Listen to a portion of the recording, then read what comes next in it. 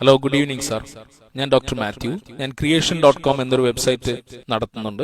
അത് creation ministries ഇന്റർനാഷണലിന്റെ ഭാഗമാണ്.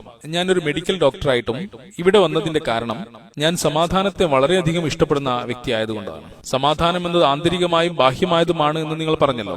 വ്യക്തിപരമായി ഞാനും മില്യൺ കണക്കിന് ജനങ്ങളും വിശ്വസിക്കുകയും അംഗീകരിക്കുകയും ചെയ്യുന്ന യേശുക്രിസ്തു എന്ന പാപരഹിതനായ മനുഷ്യൻ, അദ്ദേഹം എന്റെ പാപങ്ങൾക്ക് മുഴുവൻ വിലയും നൽകി. എന്റെ മേലുള്ള കുറ്റവും അത് കാരണമായുള്ള അപമാനവും പേറിക്കൊണ്ട് അദ്ദേഹം കുരിശിൽ മരിക്കുകയുണ്ടായി. അത് കാരണമായിട്ട് എനിക്ക് സമാധാനം ലഭിച്ചു. അതാവട്ടെ വിവേകമുള്ള സമാധാനവുമാണ്. എനിക്കുള്ള സമാധാനം നഷ്ടപ്പെടുത്തുവാനാണോ താങ്കൾ ഉദ്ദേശിക്കുന്നത് എന്നാണ് എനിക്കറിയേണ്ടത്. ഞാൻ അനുഭവിക്കുന്ന ഈ സമാധാനമാവട്ടെ വിവേകമുള്ളതാണ്. ദയവായി താങ്കൾക്ക് എന്റെ ചോദ്യത്തിനുള്ള മറുപടി പറയാമോ? സഹോദരൻ നല്ലൊരു ചോദ്യമാണ് ചോദിച്ചിരിക്കുന്നത്. അദ്ദേഹത്തിന്റെ പേര് ഡോക്ടർ മാത്യു എന്നാണ്. അദ്ദേഹത്തിന് ക്രിയേഷൻ എന്ന സംഘടനയുടെ വെബ്സൈറ്റുമായി ബന്ധമുണ്ടെന്ന് പറയുകയുണ്ടായി. അദ്ദേഹം സമാധാനത്തെ കണ്ടെത്തി എന്ന് പറയുകയുണ്ടായി. സമാധാനം ലഭിക്കുന്നതിന് വേണ്ടിയാണ് അദ്ദേഹം ഇവിടെ വന്നത് എന്നും പറയുകയുണ്ടായി. തന്റെ പാപങ്ങൾക്ക് വേണ്ടി കുരിശിൽ മരിച്ച യേശുവിലൂടെ തനിക്ക് സമാധാനം ലഭിച്ചുവെന്നും സഹോദരൻ പറയുകയുണ്ടായി. തന്റെ പാപങ്ങൾ ചുമന്നുകൊണ്ട് കുരിശിലേറി മരിച്ച യേശുവിലൂടെ തനിക്ക് ലഭിച്ച സമാധാനത്തെ ഞാൻ പറിച്ചു കളയുകയാണോ എന്നാണ് സഹോദരൻ ചോദിക്കുന്നത്. സഹോദര, ഞാൻ നിങ്ങളുടെ സമാധാനം എടുത്തു കളയാൻ ഒരിക്കലും ആഗ്രഹിക്കുന്നില്ല. ഞാൻ നിങ്ങളുടെ വ്യാജമായ സമാധാനത്തെയാണ് എടുത്തു കളയാൻ ഉദ്ദേശിക്കുന്നത്. നിങ്ങളുടെ വ്യാജ സമാധാനത്തെ എടുത്തുമാറ്റി യഥാർത്ഥ സമാധാനം നൽകുവാനാണ് ഞാൻ ഉദ്ദേശിക്കുന്നത്. കാരണം യേശുക്രിസ്തുവിന്റെ അധ്യാപനങ്ങൾ പിൻപറ്റേണ്ടവ തന്നെയാണ്. ഞാൻ യേശുക്രിസ്തുവിനെ സ്നേഹിക്കുകയും ബഹുമാനിക്കുകയും ആദരിക്കുകയും ചെയ്യുന്നു. എനിക്കറിയേണ്ടത് നിങ്ങളും യേശുക്രിസ്തുവിനെ സ്നേഹിക്കുന്നുണ്ടോ എന്നാണ്. ഞാൻ നിങ്ങളോട് ചോദിക്കട്ടെ, അതെ. നിങ്ങൾ യേശുവിനെ ദൈവമായിട്ട് അംഗീകരിക്കുന്നുണ്ടോ? അതെ, തീർച്ചയായും അതെ.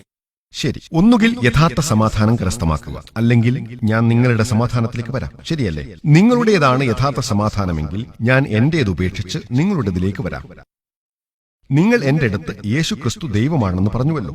ബൈബിളിൽ സംശയരഹിതമായി ഞാൻ ദൈവമാണെന്നോ എന്നെ ആരാധിക്കൂ എന്നോ യേശു സ്വയം പറയുന്ന ഒരു വചനമെങ്കിലും കാണിക്കാൻ ഞാൻ നിങ്ങളെ വെല്ലുവിളിക്കുന്നു.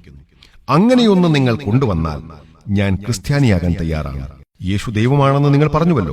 മുസ്ലിങ്ങളെ സംബന്ധിച്ചിടത്തോളം യേശുക്രിസ്തുവിൽ വിശ്വസിക്കണമെന്ന് വിശ്വാസകാര്യമായി പറയുന്ന ക്രൈസ്തവതയല്ലാത്ത ഒരേയൊരു മതം ഇസ്ലാമാണ്. ഒരു മുസ്ലിം യേശുക്രിസ്തുവിൽ വിശ്വസിക്കുന്നില്ലെങ്കിൽ അവൻ മുസ്ലിമല്ല. അള്ളാഹുവിന്റെ അതുല്യരായ പ്രവാചകന്മാരിൽ ഒരാളാണ് യേശുക്രിസ്തുവെന്ന് ഞങ്ങൾ വിശ്വസിക്കുന്നു. ക്രിസ്തുവെന്ന് അർത്ഥം വരുന്ന മിശിഹ ആയിരുന്നു അദ്ദേഹമെന്ന് ഞങ്ങൾ വിശ്വസിക്കുന്നു. ഒരു പുരുഷന്റെ ഇടപെടലില്ലാതെ അത്ഭുതകരമായി ജനിച്ച വ്യക്തിയാണ് യേശുക്രിസ്തുവെന്ന് ഞങ്ങൾ വിശ്വസിക്കുന്നു. ഇത് മിക്ക ആധുനിക ക്രൈസ്തവരും വിശ്വസിക്കുന്നില്ല.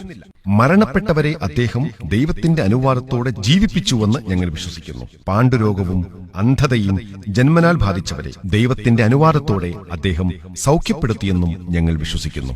അപ്പോൾ മുസ്ലിങ്ങളും ക്രൈസ്തവരും ഒരുപോലെയാണ് പോകുന്നത്. പക്ഷെ ഈ രണ്ട് മാർഗങ്ങൾ തമ്മിലുള്ള വ്യത്യാസം എന്തെന്നാൽ, നിങ്ങൾ പറഞ്ഞതുപോലെ പല ക്രൈസ്തവരും യേശുക്രിസ്തു ദിവ്യത്വം അവകാശപ്പെട്ടുവെന്ന് വാദിക്കുന്നു. ഞാൻ ദൈവമാണ് എന്നോ എന്നെ ആരാധിക്കൂ എന്നോ സംശയരഹിതമായി യേശു സ്വയം പറയുന്നതായിട്ടുള്ള ഒരു വചനം പോലും മുഴുവൻ ബൈബിളിലുമില്ല. അത്തരത്തിലൊന്നും നിങ്ങൾക്ക് കാണിക്കാൻ സാധിച്ചാൽ ഞാൻ ക്രൈസ്തവത അംഗീകരിക്കാൻ തയ്യാറാണ്. യേശു അങ്ങനെ പറഞ്ഞിട്ടില്ല എങ്കിൽ എന്തിനാണ് നിങ്ങൾ അദ്ദേഹത്തെ ദൈവമായി വിശ്വസിക്കുന്നത്? നിങ്ങളുടെ പാപങ്ങൾ ചുമന്നുകൊണ്ടാണ് കുരിശിൽ മരിച്ചതെന്ന് യേശു എവിടെയാണ് പറയുന്നത്? അത് പൗലോസിന്റെ അധ്യാപനമാണ്. നിങ്ങൾ യേശുവിന്റെ അധ്യാപനങ്ങളെയാണോ പൗലോസിന്റെ അധ്യാപനങ്ങളെയാണോ പിൻപറ്റുന്നത്? അങ്ങനെ ബൈബിളിൽ എവിടെയും പറയുന്നില്ല. അപ്പോൾ എന്റെ ചോദ്യം, യേശു അത്തരത്തിൽ പറഞ്ഞിട്ടില്ലെങ്കിൽ പിന്നെ എന്തിനാണ് നിങ്ങൾ അദ്ദേഹത്തെ ദൈവമെന്ന് വിശ്വസിക്കുന്നത്? നിങ്ങൾ അദ്ദേഹത്തെ ഇഷ്ടപ്പെടുന്നുവെങ്കിൽ നിങ്ങൾ അദ്ദേഹത്തെ ബഹുമാനിക്കണം. ഒന്നാമത്തെ കൽപ്പന എന്തെന്ന് യേശുവിനോട് ചോദിക്കപ്പെട്ടപ്പോൾ മാർക്കോസിന്റെ സുവിശേഷം 12:29 ഇപ്രകാരം പറയുന്നതായി കാണാം.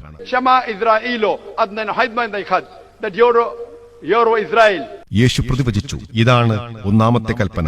ഇസ്രായേലേ, കേൾക്കുക, നമ്മുടെ ദൈവമായ കർത്താവാണ് ഏക കർത്താവ്. മോശാ പ്രവാചകൻ വർഷങ്ങൾക്ക് മുമ്പ് പറഞ്ഞ അതേ വാചകങ്ങളാണ് യേശുക്രിസ്തു ആവർത്തിച്ചത്. യേശുക്രിസ്തുവിന്റെ അധ്യാപനങ്ങളെ പിൻപറ്റുന്നയാളെയാണ് ക്രിസ്ത്യാനി എന്ന് വിളിക്കുന്നതെങ്കിൽ ബൈബിളിലെ എഫെസോസ് പുസ്തകത്തിലെ അധ്യായം 5:18 പറയുന്നത് നിങ്ങൾ വീഞ്ഞു കുടിച്ച് ഉന്മത്തരാകരുത് എന്നാണ്. ബൈബിളിലെ സുഭാഷിതങ്ങൾ 20:1 പറയുന്നത് വീഞ്ഞ് പരിഹാസകനും മദ്യം കലഹക്കാരനുമാണ്, അവയ്ക്കടിമപ്പെടുന്നവന് വിവേകമില്ല എന്നാണ്. ഞങ്ങൾ മുസ്ലിങ്ങൾ മദ്യപിക്കാറില്ല, പക്ഷേ മിക്ക ക്രിസ്ത്യാനികളും മദ്യപിക്കുന്നു. എന്നു തന്നെയല്ല, ഞങ്ങൾ മുസ്ലിങ്ങൾ പന്നിമാംസം ഭക്ഷിക്കാറില്ല. ലേവ്യർ പുസ്തകം അധ്യായം 11, 7-8. നിയമാവർത്തന പുസ്തകം അധ്യായം 14, 8. യേശയ്യ 66, 2-5 വരെയും ഉള്ള വചനങ്ങളിൽ നിങ്ങൾ പന്നിമാംസം ഭക്ഷിക്കരുത് എന്ന് പറയുന്നു. ഞങ്ങൾ മുസ്ലിങ്ങൾ പന്നിമാംസം ഭക്ഷിക്കാറില്ല. പക്ഷെ മിക്ക ക്രിസ്ത്യാനികളും അത് ഭക്ഷിക്കാറുണ്ട്. എന്നു തന്നെയല്ല, ലൂക്കോസിന്റെ സുവിശേഷ പ്രകാരം യേശുക്രിസ്തു ജനിച്ച് 8ാമത്തെ ദിവസം ചേലാകർമ്മം ചെയ്യപ്പെട്ടു. ഞങ്ങൾ മുസ്ലിങ്ങൾ ചേലാകർമ്മം ചെയ്യാറുണ്ട്, പക്ഷെ മിക്ക ക്രിസ്ത്യാനികളും ചെയ്യാറില്ല. യേശുക്രിസ്തുവിന്റെ അധ്യാപനങ്ങളെ പിൻപറ്റുന്നയാളെയാണ് ക്രിസ്ത്യാനി എന്ന് വിളിക്കുന്നതെങ്കിൽ ഞാൻ അഭിമാനത്തോടെ പറയട്ടെ, നിങ്ങൾ ക്രിസ്ത്യാനികളെക്കാൾ മികച്ച ക്രിസ്ത്യാനികൾ ഞങ്ങൾ മുസ്ലിങ്ങളാണ്. നിങ്ങൾ അദ്ദേഹത്തിന്റെ അധ്യാപനങ്ങളെ പിൻപറ്റാതെ നിങ്ങൾ അദ്ദേഹത്തെ ആരാധിക്കുന്നുവെന്ന് പറയുന്നു. സഹോദര, സംശയരഹിതമായി ഞാൻ ദൈവമാണ് എന്നോ എന്നെ ആരാധിക്കൂ എന്നോ യേശു പറയുന്ന ഒരു ബൈബിൾ വചനം ചൂണ്ടിക്കാണിക്കാമോ? ഡോക്ടർ സാക്കിർ നായിക്, എന്റെ ചോദ്യം സമാധാനത്തെക്കുറിച്ചായിരുന്നു. ഞാൻ ആ സമാധാനം അനുഭവിക്കുന്നു. നിങ്ങളുമായി യോജിക്കാനോ വിയോജിക്കാനോ വേണ്ടി ഞാൻ ബൈബിൾ കാണാതെ പഠിക്കേണ്ട കാര്യമൊന്നുമില്ല. ഞാൻ നിങ്ങളുമായി പങ്കുവെക്കാൻ ആഗ്രഹിക്കുന്നത് ഞാൻ അനുഭവിക്കുന്ന സമാധാനമാണ്. നമ്മളെല്ലാവരും പാപികളാണ്. നമ്മുടെ പാപങ്ങൾക്ക് വിലയായിട്ട് ഒരു യാഗം അത്യാവശ്യമാണ്. നമ്മുടെ കർമ്മങ്ങൾ കാരണമല്ല നാം രക്ഷപ്പെടുന്നത്. യേശുക്രിസ്തു എന്റെ പാപങ്ങൾക്ക് വേണ്ടിയുള്ള വില നൽകി എന്ന വിശ്വാസത്തിന്റെ മുകളിലാണ്. നമ്മുടെ പാപങ്ങൾക്ക് വിലയായിട്ടൊരു യാഗം ആവശ്യമാണ്. നമ്മളുടെ കർമ്മങ്ങൾ കാരണമായിട്ടല്ല നമ്മൾ രക്ഷപ്പെടുന്നത്. യേശുക്രിസ്തു എന്റെ പാപങ്ങൾക്ക് വേണ്ടിയുള്ള വില നൽകിയെന്ന വിശ്വാസത്താലാണ് നാം രക്ഷപ്പെടുകയുള്ളൂ. ശരി, യേശുക്രിസ്തു മുഴുവൻ മനുഷ്യരുടെയും പാപങ്ങൾക്കുള്ള വില നൽകി. നിങ്ങൾ ഇതിനോട് യോജിക്കുന്നുണ്ടോ? അതെ, തീർച്ചയായും. അദ്ദേഹത്തിൽ വിശ്വസിക്കുന്ന എല്ലാവരും അങ്ങനെയാണ് വിശ്വസിക്കുന്നത്. ശരി, നിങ്ങളെപ്പോലൊരു ക്രിസ്ത്യാനി നിങ്ങളുടെ ഭാര്യയെ പീഡിപ്പിച്ചാൽ അയാൾ സ്വർഗത്തിൽ പോകുമോ നരകത്തിൽ പോകുമോ? ഒരു ക്രിസ്ത്യാനി നിങ്ങളുടെ ഭാര്യയെ പീഡിപ്പിച്ചാൽ അദ്ദേഹം വിശ്വസിക്കുന്നതാകട്ടെ യേശുക്രിസ്തു തന്റെ പാപങ്ങൾക്ക് വേണ്ടിയാണ് മരിച്ചതെന്നുമാണ്. അപ്പോൾ അദ്ദേഹം ചെയ്ത പാപങ്ങൾക്കുള്ള വില യേശു നൽകിക്കഴിഞ്ഞു. അപ്പോൾ യേശുക്രിസ്തു എല്ലാവരുടെയും പാപങ്ങൾക്കുള്ള വില നൽകിയിട്ടുണ്ടെങ്കിൽ എല്ലാ ക്രിസ്ത്യാനികൾക്കും സ്ത്രീകളെ പീഡിപ്പിക്കാനുള്ള അനുവാദം ലഭിക്കുന്നതാണ്. എന്തുകൊണ്ടില്ല സഹോദര? കർമ്മങ്ങൾ കാരണമായിട്ടല്ല, വിശ്വാസമുള്ളതുകൊണ്ടാണ് ഒരാൾ രക്ഷപ്പെടുക എന്ന് നിങ്ങൾ പറഞ്ഞുവല്ലോ. യേശുക്രിസ്തു നിങ്ങളുടെ പാപങ്ങൾക്കുള്ള വില നൽകിയെന്ന് വിശ്വസിച്ചുകൊണ്ട് നിങ്ങൾ പീഡിപ്പിക്കുകയും മോഷ്ടിക്കുകയും മറ്റുള്ളവരെ അടിച്ചമർത്തുകയും ചെയ്താൽ നിങ്ങൾ സ്വർഗത്തിൽ പോകുമോ? ക്ഷമിക്കണം, മനസ്സിലായില്ല. ഒരിക്കലുമില്ല. പക്ഷെ അദ്ദേഹം യേശുക്രിസ്തുവിൽ വിശ്വസിക്കുന്നുണ്ട്. അങ്ങനെയുള്ള ഒരുപാട് വ്യക്തികൾ എനിക്കറിയാം. അപ്പോൾ അതിനർത്ഥം അതൊരു തെറ്റായ വിശ്വാസമാണെന്നാണ്, ശരിയല്ലേ? ഉത്തരം വളരെ ലളിതമാണ്. ആ പ്രവൃത്തികൾ ചെയ്യുന്ന ആൾ ക്രിസ്ത്യാനിയല്ല. പിശാചുക്കളും യേശുക്രിസ്തുവിൽ വിശ്വസിക്കുന്നുണ്ടെന്ന് ബൈബിൾ പറയുന്നു. പക്ഷെ അവർ യേശുവിനെ പിൻപറ്റുന്നില്ല.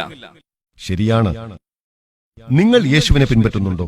അതെ സർ. നിങ്ങൾ ചേലാകർമ്മം ചെയ്തിട്ടുണ്ടോ? ഇല്ല. അപ്പോൾ നിങ്ങൾ എന്തുകൊണ്ട് യേശുക്രിസ്തുവിനെ പിൻപറ്റുന്നില്ല? യേശുക്രിസ്തു 8ാം ദിവസം ചേലാകർമ്മം ചെയ്യപ്പെട്ടു. നിങ്ങളൊരു ഡോക്ടറാണ്, ശരിയല്ലേ? വൈദ്യശാസ്ത്രപരമായിട്ട് ചേലാകർമ്മം ഉപകാരപ്രദമാണെന്ന വിവരം നിങ്ങൾക്കറിയാമല്ലോ. പക്ഷെ അതെന്റെ കയ്യിലുള്ള കാര്യമല്ലല്ലോ.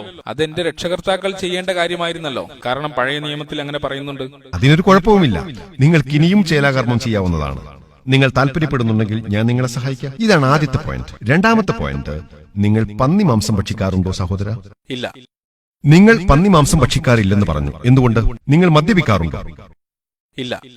ശരി, നിങ്ങൾ യേശുക്രിസ്തു ദൈവമാണ് എന്ന് വിശ്വസിക്കുന്നുണ്ടോ? ദൈവമായ യേശുക്രിസ്തു ഭൂമിയിൽ മനുഷ്യനായി അവതരിച്ചു.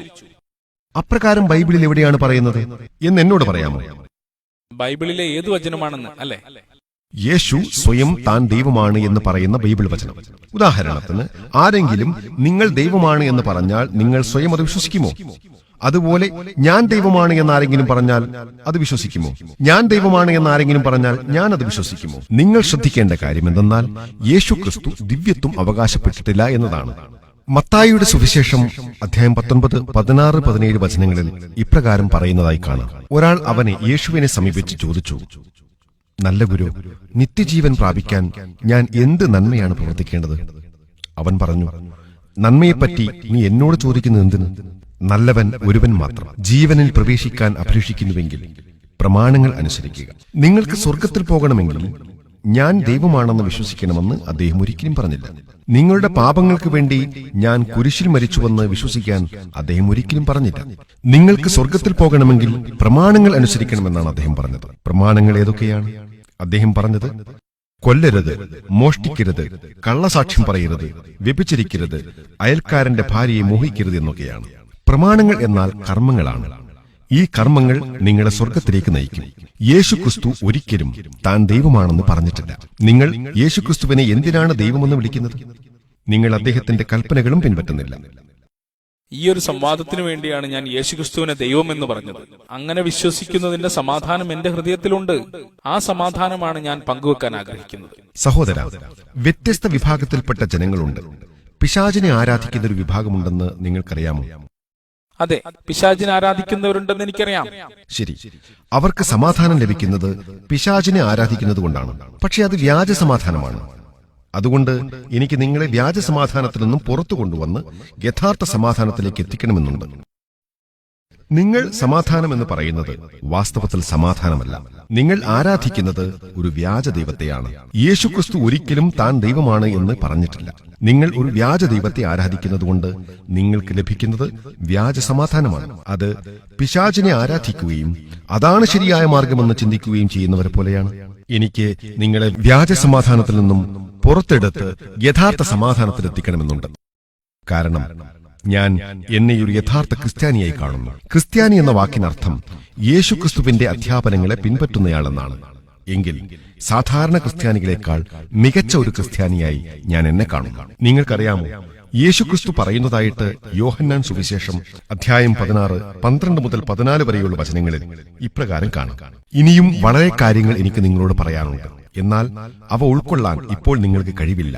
സത്യാത്മാവ് വരുമ്പോൾ നിങ്ങളെ സത്യത്തിന്റെ പൂർണ്ണതയിലേക്ക് നയിക്കും. അവൻ സ്വമേധയാ ആയിരിക്കില്ല സംസാരിക്കുന്നത്, അവൻ കേൾക്കുന്നത് മാത്രം സംസാരിക്കും. വരാനിരിക്കുന്ന കാര്യങ്ങൾ അവൻ നിങ്ങളെ അറിയിക്കും. അവൻ എനിക്കുള്ളവയിൽ നിന്ന് സ്വീകരിച്ച് നിങ്ങളോട് പ്രഖ്യാപിക്കും. അങ്ങനെ അവൻ എന്നെ മഹത്വപ്പെടുത്തും.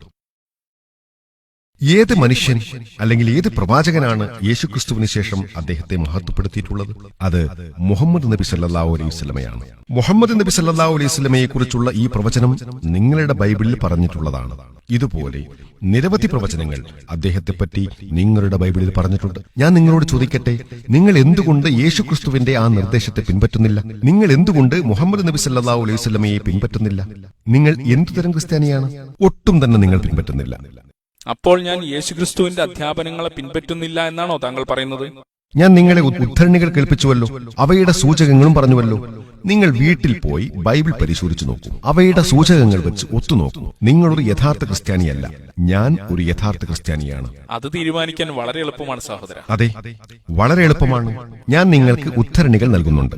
നിങ്ങൾ പറയുന്ന കാര്യങ്ങൾക്ക് തെളിവായി ഒരു ഉദ്ധരണി പോലും നിങ്ങൾ പറഞ്ഞിട്ടില്ല. ഞാൻ നിങ്ങളുടെ ദിവ്യത്വത്തിന്റെ ഡോക്ടർമാരെ വെല്ലുവിളിക്കുകയാണ്. അതായത് ക്രൈസ്തവതയുടെ ദിവ്യത്വത്തിന്റെ ഡോക്ടർമാരെ. അവരാരും ആയിക്കോട്ടെ, നിങ്ങൾ ദിവ്യത്വത്തിന്റെ ഡോക്ടർമാരെ കൊണ്ടുവരൂ. നിങ്ങൾക്ക് അതിനുള്ള അറിവില്ലായെങ്കിൽ ദിവ്യത്വത്തിന്റെ ഡോക്ടർമാരെ നിങ്ങൾ കൊണ്ടുവരൂ. ലോകത്തെ ഏറ്റവും മികച്ചവർ തന്നെ ആയിക്കോട്ടെ. എന്നിട്ട് നമുക്കൊരു സംവാദത്തിൽ ഏർപ്പെടാം. തീർച്ചയായും. പക്ഷെ ആ വ്യക്തി ശക്തനായിരിക്കണം, ഏതെങ്കിലും ഒരു വഴിപോക്കനാകരുത്. ജനങ്ങളെ ആകർഷിക്കാൻ കഴിവുള്ളയാളായിരിക്കണം, ആരാധകരുള്ള വ്യക്തിയായിരിക്കണം. നിങ്ങൾ ഇന്ത്യയിലെയോ ലോകത്തിലെയോ മികച്ച ഒരു വ്യക്തിയെ തന്നെ കൊണ്ടുവരൂ. എന്നിട്ട് നമുക്കൊരു സംവാദത്തിൽ ഏർപ്പെടാം. എന്നിട്ട് നിങ്ങൾ അദ്ദേഹത്തോട് ഞാൻ ചോദിച്ച ചോദ്യങ്ങളെല്ലാം ചോദിക്കൂ. ബൈബിളിൽ എവിടെയാണ് സംശയരഹിതമായി യേശുക്രിസ്തു ഞാൻ ദൈവമാണ് അല്ലെങ്കിൽ എന്നെ ആരാധിക്കൂ എന്നോ സ്വയം പറയുന്നതായിട്ടുള്ളൊരു വചനമുള്ളത്? അങ്ങനെയൊന്ന് കാണിച്ചാൽ ഞാൻ ഡോക്ടർ സാക്കിർ നായിക്ക് ഉടൻ തന്നെ അംഗീകരിക്കും. നിങ്ങൾക്ക് ബൈബിളിന്റെ ഏത് പതിപ്പിൽ നിന്നും സംശയരഹിതമായി യേശു സ്വയം ദൈവമാണ് അല്ലെങ്കിൽ തന്നെ ആരാധിക്കൂ എന്നോ പറയുന്ന ഒരു വചനം കാണിച്ചാൽ ഞാൻ യേശുവിനെ ദൈവമായിട്ട് അംഗീകരിക്കാൻ തയ്യാറാണ്. പക്ഷേ അങ്ങനൊരു വചനമില്ല. അപ്പോൾ നിങ്ങൾ ചെയ്യുന്നത് എന്തെന്നാൽ, നിങ്ങൾ യേശുക്രിസ്തുവിന്റെ അധ്യാപനങ്ങളെ പിൻപറ്റുകയല്ല ചെയ്യുന്നത്, നിങ്ങൾ ചർച്ചിന്റെ അധ്യാപനങ്ങളെയാണ് പിൻപറ്റുന്നത്, യേശുക്രിസ്തുവിന്റെതല്ല.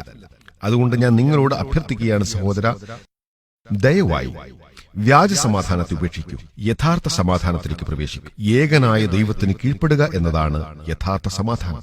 ആ ദൈവം യേശുക്രിസ്തുവിനെ സൃഷ്ടിച്ച ദൈവമാണ്, അല്ലാതെ വ്യാജ ദൈവമല്ല. യേശുക്രിസ്തു ദൈവത്തിന്റെ ഒരു ദൂതനായിരുന്നു, പക്ഷെ അദ്ദേഹം ദൈവമായിരുന്നില്ല. ഞാൻ നിങ്ങളുടെ ചോദ്യത്തിന് ഉത്തരം പറഞ്ഞു എന്ന് വിശ്വസിക്കുന്നു.